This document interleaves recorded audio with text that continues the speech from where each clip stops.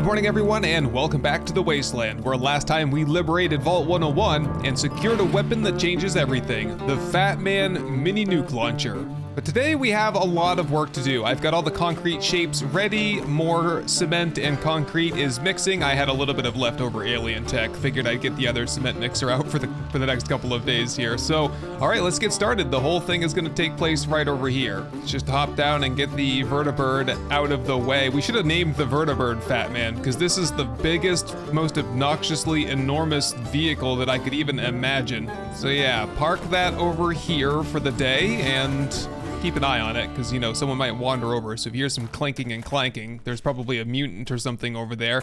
And here we go. This is what we need to, this is where it's all gonna start right here. I just need to get these spotlights out of the way. There we go. And as they say, measure twice, cut once. So we're gonna be coming out a span of 10 and building a whole new A-frame somewhere over here. All right, this A-frame though is gonna be going in the other direction. So we just need to mark out, the base of the A-frame is 4 blocks. So I need to dig down 4 blocks and set in a nice concrete foundation slightly below ground level.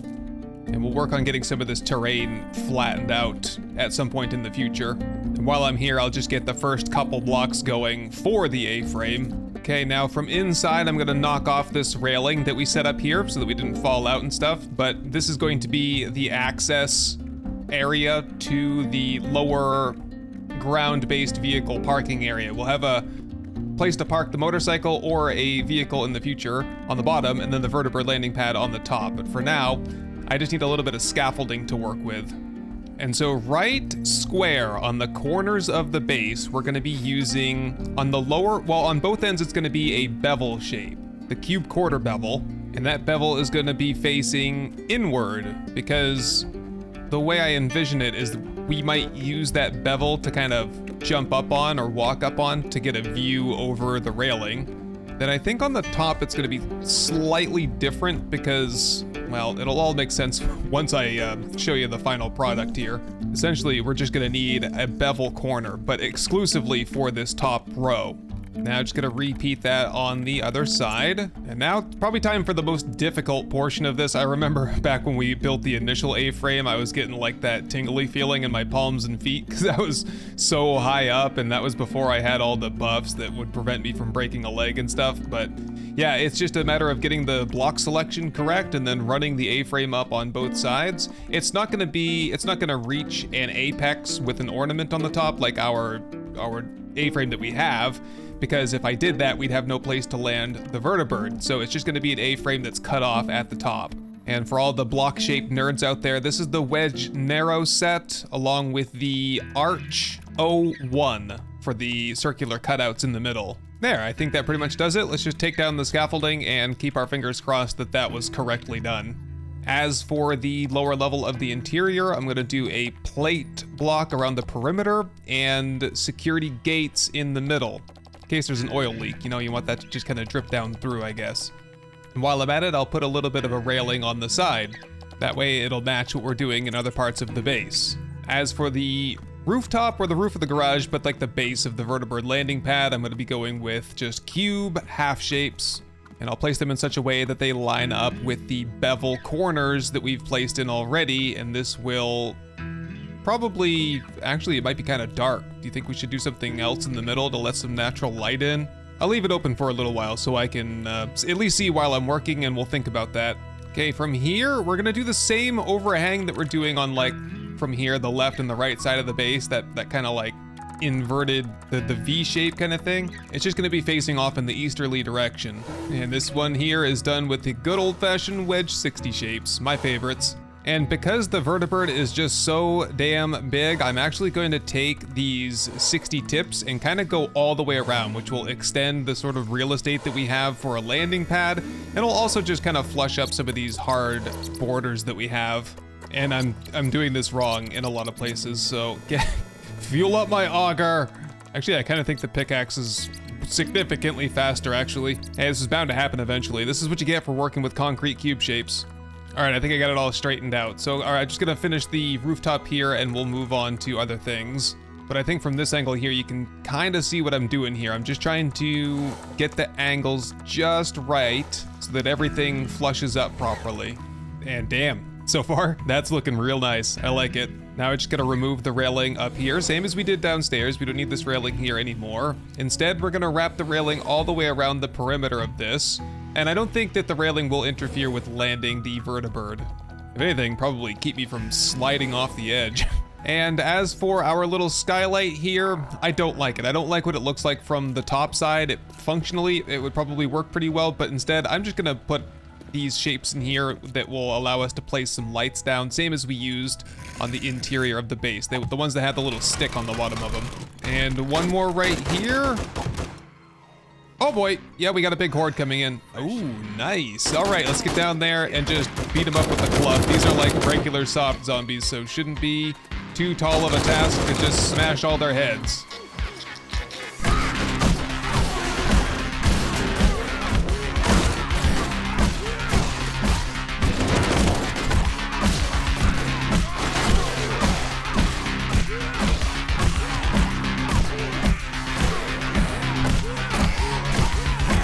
And that's a wrap on that horde. I'm not even gonna bother picking up their corpses.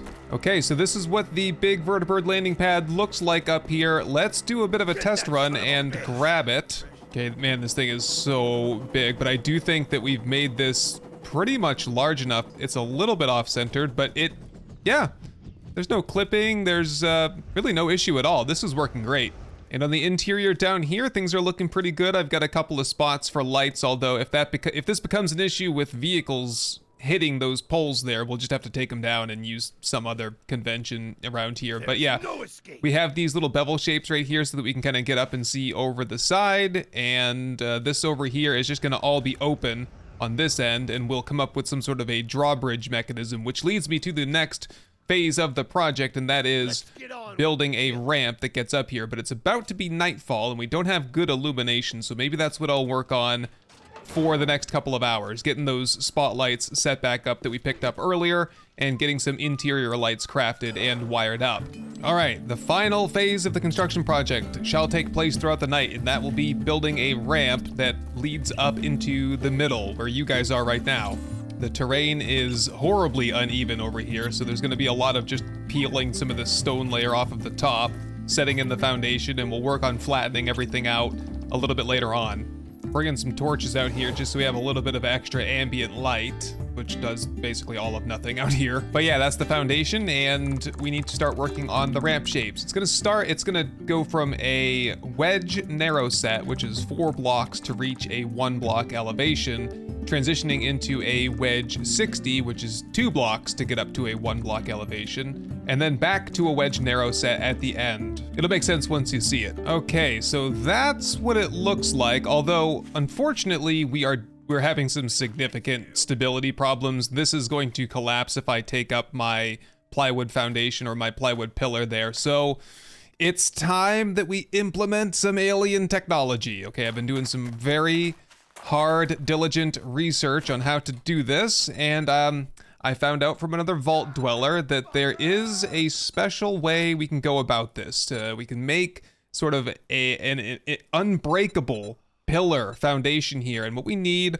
are these catwalk V2 rail, only double ends. It's the dumbest name for a block I've ever heard, but this is the magic trick here. So what should we do here? Should I carve out a little bit of a foundation so I know where this is at least?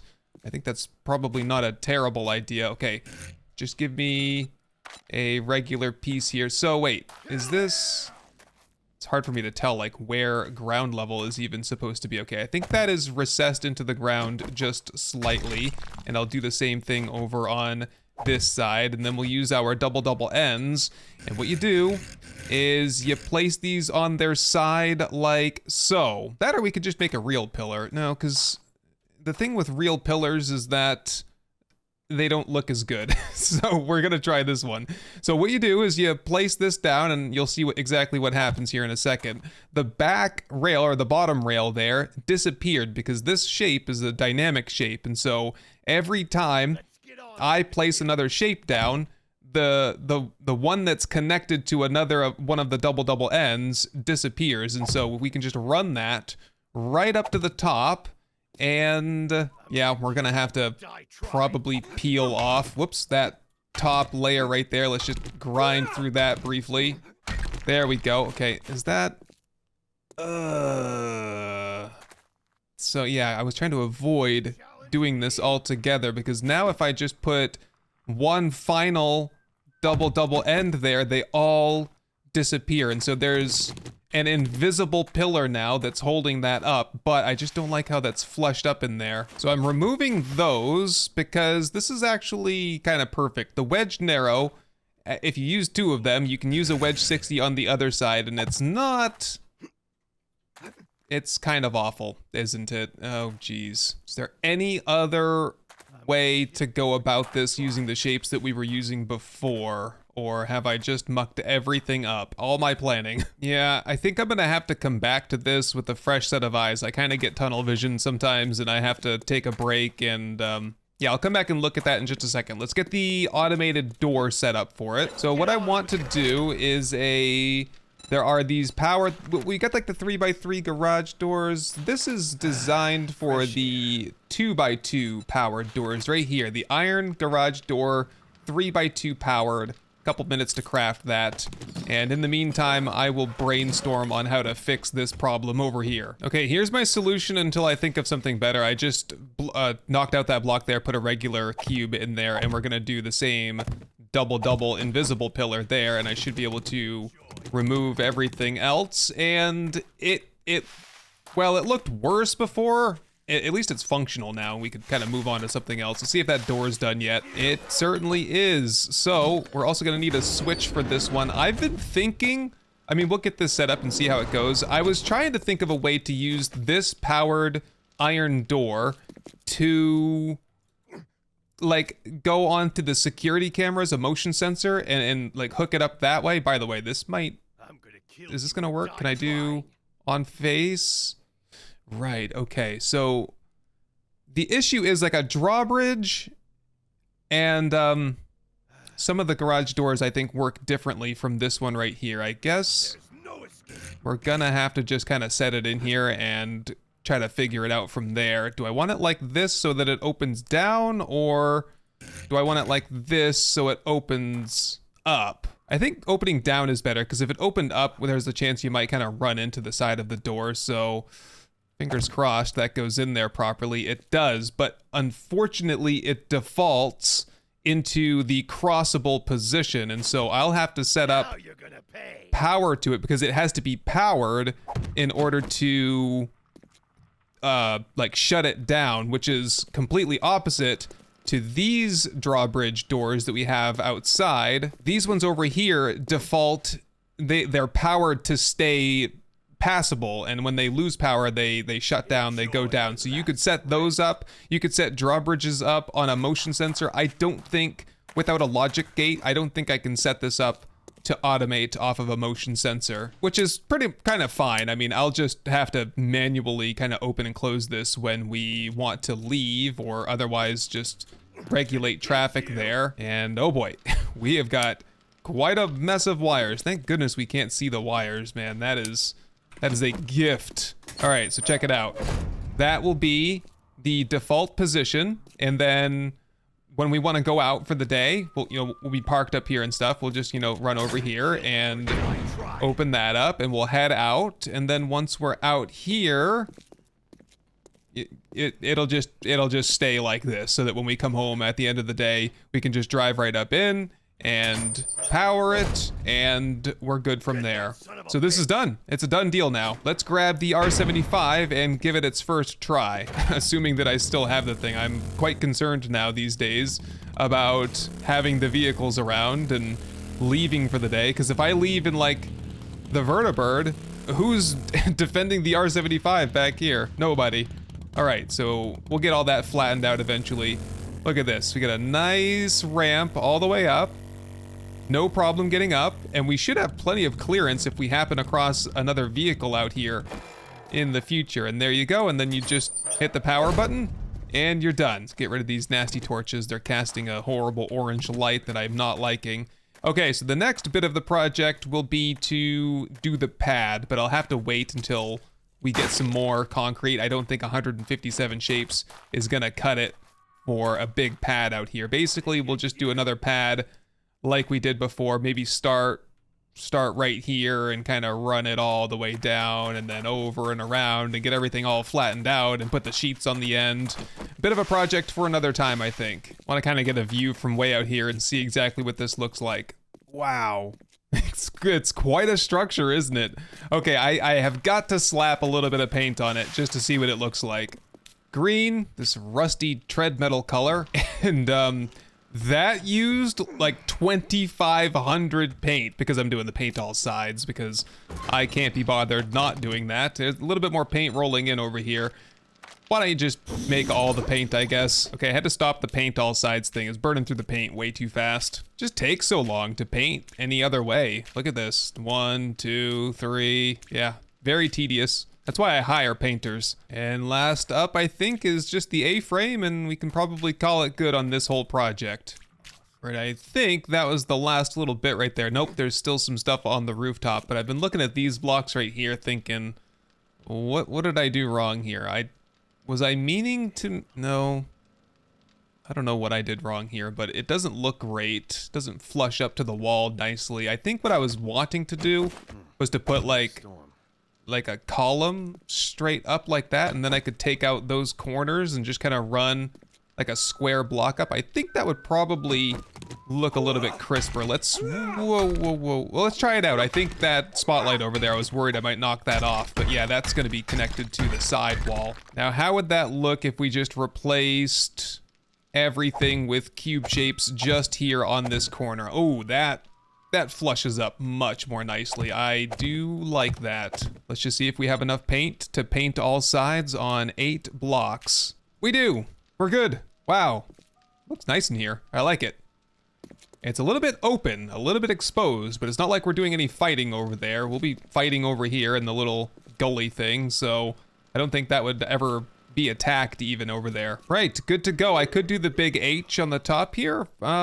Maybe once I move the vertibird, I'll think about that, or would that just look weird? I think it would kind of look weird. Although we do have, I was going through the colors when I was deciding on a color theme, and concrete mustard actually, I think this actually would look kind of good. Kind of map it out, I guess. Is that, whoops. Oh, what have I done? I've used all the paint and I've just slathered it all over the base. Crap, well, good thing I made a whole bunch more. Okay, I'm done painting for the day. Let's just repair this mess that I made. And did that go all the way around? Yes, okay. Yeah, okay, no more mustard. Man, I have not eaten in 2 days. Been practicing the new craze of intermittent fasting, but I will have a scorpion fillet so that I don't get too hungry later on, and we'll take a snowberry smoothie, trying to burn through some of that stuff.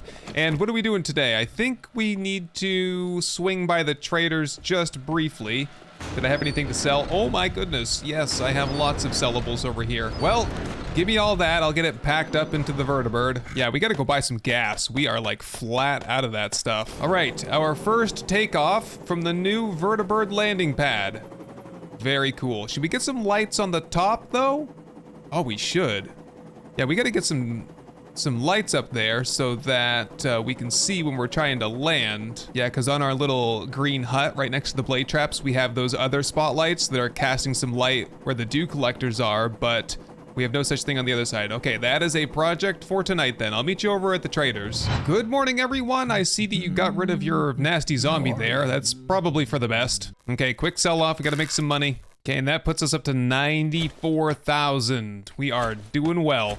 We need to get out though and see if we can hire a few more people today. All right, just gonna do a little bit of shopping here, looking for some specific vehicle parts. We need like an ambulance, something off of the ambulance, and we could get that repaired. And I'm also looking for some magazines, and I'll just take a pumpkin cheesecake for the 5% buying bonus, and also get myself a big fat stack of gas or 2. Okay, that's just gonna have to do it. That was not a very good trader run there. I did get some motorcycle parts, an old pickup, front bumper just in case, cement. What was the important thing though? Oh yes, the arcade sign. I'm gonna bring it home and see if I can plug it in. It'll be a nice little neon sign for the base. Well, read all these magazines, and we got a Night Stalker book there. See if that does anything good for us. Calm Z. I'll keep tabs on what rolls in there. Mechanical tools, quality 5. And that seems to be just about it. All right, we have the whole rest of the day ahead of us, and I don't quite know what to do with it. What are you doing up here? Get out of here. So let's just hop in the vertibird and see where we can go. You know what I kind of really want to do, actually, is I want to do a little experiment. So we got the Fat Man, and we made up some nukes for it. And there's this little outpost over here. It's like straight ahead, and there's some sort of a bandit in there. I'm not sure if it was like Enclave Gunner faction stuff or like Storm Raider Viper kind of stuff, but I think we should head over there. It's small, it's made out of wood, and I think it would be the perfect test for the Fat Man. And while we're at it, we'll do a true test of the vertibird landing pad that we've built. I'd say it works pretty well as long as you're just going slow. Here it is, Fat Man, level 6 too, wow. Okay, so drop that in here. Let me, let's check on that arcade sign too. Where could we put that? Well, I kind of want to put it in here because we've just built the place, so I want to kind of decorate it now.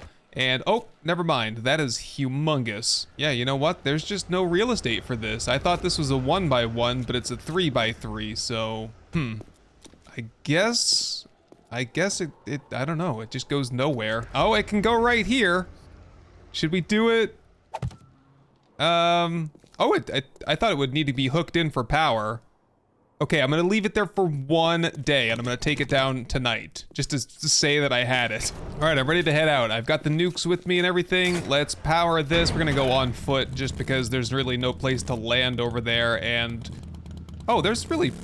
Yeah, if I had like a car or a truck, I'd have to back out of here, but yeah, with the motorcycle, just kind of fly right out the back, and whoops, yes. Oh, that did a lot of damage to the vehicle. Okay, so we gotta get that flattened out tonight. All right, we are off to the compound. Okay, this here is where I'm gonna park it, kind of sheltered behind these couple of vehicles here, and that is our target straight ahead. Just gonna kind of sneak up here a little bit further and get into a better position. Nice cover over here. I don't see anybody. I might have to poke up in there and wake them up and kind of stir them up and see where they all cluster up, and then just fire at that location. All right, knock knock. Is anybody home there? Anybody here? Any raiders? Or have they all shipped off? Not entirely sure now. Ah, I see him now. Okay, get back, get behind the wall here, and nuke him. I saw a couple bodies go flying. That was pretty cool. Let's send another, why not? Well, the reason why not is because these are kind of expensive to make. I think that will do it though. Got a nice bit of fire here, and I don't hear anybody anymore. Oh my god, everything's just disintegrating in the fire. Wow. Okay, so that does some pretty devastating damage, but not overly devastating. Look, these guys pouring out. Do you realize I just attacked you guys with a nuke and they're running at me like unarmed with knives and stuff? It's just not a good time to be a Storm Raider. Like another one with a knife. What are you guys doing? Primitives. Okay, and possibly, oh yes, the loot is still completely intact back here. Haha, nice. Doesn't look like we get much though. I did complete the Tech Junkie series though. I think that's just like bulk crafting robotic turret ammunition or something crappy like that we don't need. Did we have anybody else here? I can still hear somebody around here. Aha, I found him. Trying to run away. Oh, did they have like a little rookery here or whatever? Like messenger birds or what? Kind of looks that way. Come on down here. Got a Vault Tech container back here. There we go. Okay, yes, some good ammo. And that reminds me. Oh, nice, a big weapons case back here too, yeah. We were trying to get energy weapon books. What's in here anyway? Nothing. Oh my god, terrible. Rolling pin and a tire iron. Yeah, that's what we need to do tonight. Okay, we need to go back to the base because more than anything right now, I need a couple more energy weapon books. How many do I need? I think I needed like 2 or something. Energy weapons, laser shotgun, plasma rifle. So we need 3 more of the Weapons of Tomorrow magazines to unlock the level 1 plasma rifle. But if we could maybe go somewhere like a Crack-a-Book, I'm pretty sure we could get more than just 3, and therefore we could craft a really good plasma rifle. And that is like the one thing that's holding us back the most from like advancing our weaponry into energy weapons. We have this one, but we have the limited ammo. If we could get the plasma weapon, I have a ton of ammo for that I've been collecting and saving. So, I'm gonna head back to the vertibird, and we're just gonna have to do flybys over various towns around here in search of a crack-a-book. All right, here it is, rolling up. No problem, man. This is a pretty cool design. And then you just hop off, crash a little bit. It's okay, it's freshly repaired. And, oh look, it just wedges right into the A-frame so that it doesn't need a kickstand. All right, put the fat man away before I hurt myself. Ditch everything else in the dump chest. Just give me back the important stuff. Repair up the vertibird to full strength, and we are off. It's getting late, so this will probably be a night raid, which is fine. Should be fine. We don't even have to technically be in the wasteland here. I don't know that I've seen any crack-a-books in the wasteland here, so, but come to think of it, I don't think I saw any in the snow biome, and I don't think, because I usually mark them on the map, so I don't know where to go. Maybe we go down to the desert town, which is like way over here? Yeah, there's a couple big cities over there. Let's go down there and see if we can find a crack-a-book. Hold up, I just kind of flew by here and I can see some radioactive material inside that compound, and there's this little cul-de-sac thing that I can park in just briefly, at least to get a peek inside there and see what's going on. Are there zombies? Are there people? Is there good loot, like one of those weapons crates that we just opened and, you know, got the tire iron? Usually it's better stuff than that, though. All right, what are we dealing with here? Just get some grenades out. If I see anybody, I'm hucking one right into his face. It's like zombies on the outside, but this place is looking pretty well fortified. I'm not sure if this is gonna be zombies in here or what. Oh, it is zombies in there. I can definitely see a big mama.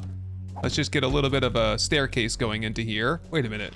I was gonna say, I thought there was radioactive material. For a second I thought, was I looking at body bags and mistook it for radioactive stuff? Okay, that's one.